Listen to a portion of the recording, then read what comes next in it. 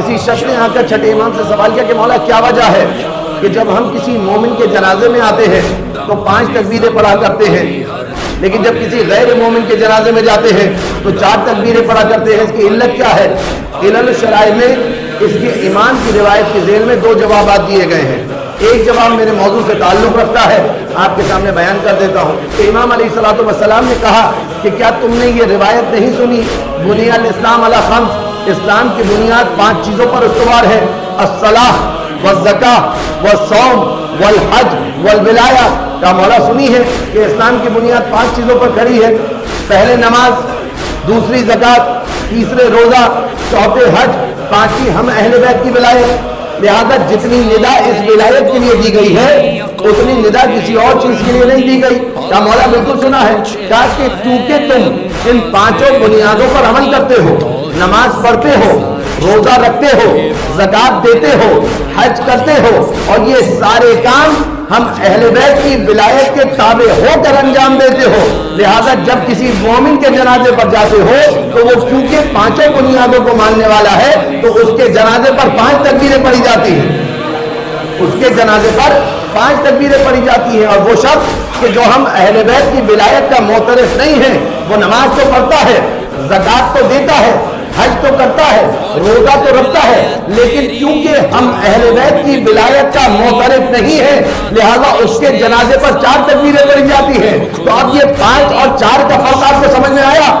کہ کس کے جنازے پر 4 تکبیریں پڑھی جا رہی ہیں، کس کے جنازے پر 5 تکبیریں پڑھی جا رہی ہیں؟ وہ کہ جو ولایت مدار ہے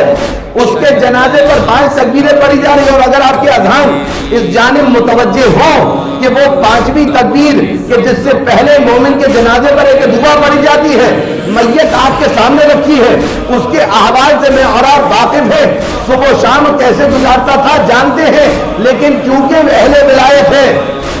کیونکہ ولایت مدار ہے، اہل بیت اطہار علیہ السلام کی ولایت کو تسلیم کرتا تھا۔ اب شریعت اسلامی آگے بڑھی اور آگے بڑھ کر کہا کہ تم کچھ بھی جانتے ہو، مجھے اس سے غرض نہیں، تم کچھ بھی پہچانتے ہو، میرا اس سے سروکار نہیں، کیونکہ یہ اہل ولایت تھا لہذا اب تمہیں اس کے جنازے پر آ کر کہنا ہوگا اللہم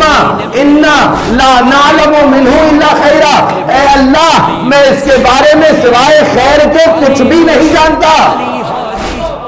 میں اس کے بارے میں سوائے خیر کے کچھ بھی نہیں جانتا۔ کیوں جناب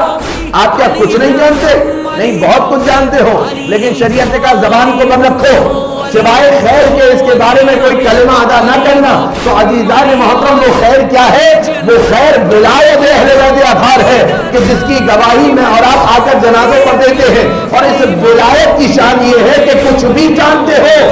زبان کھولنے کی اب گنجائش نہیں ہے، شریعت تمہیں اجازت نہیں دے رہی کہ ایک جسد مردہ پر آؤ اور آنے کے بعد اس کے خلاف زبان کھولو۔ تو ایک زندہ مومن، توجہ ہے، ایک زندہ مومن اس کی راہ میں رکاوٹیں کھڑے کرنے کی اجازت دے گی، اس کے خلاف سازشیں کرنے کی اجازت دے گی شریعت، اس کے خلاف زبان کھولنے کی اجازت دے گی شریعت۔ تو اب کاش ہم یہ سمجھ جائیں کہ یہ جملہ فقط مردوں کے لیے نہیں ہے، جب ہم سے کسی مومن کے بارے میں کوئی آ کر سوال کرے تو ہم اس وقت کہنے کے عادی ہو جائے اللہم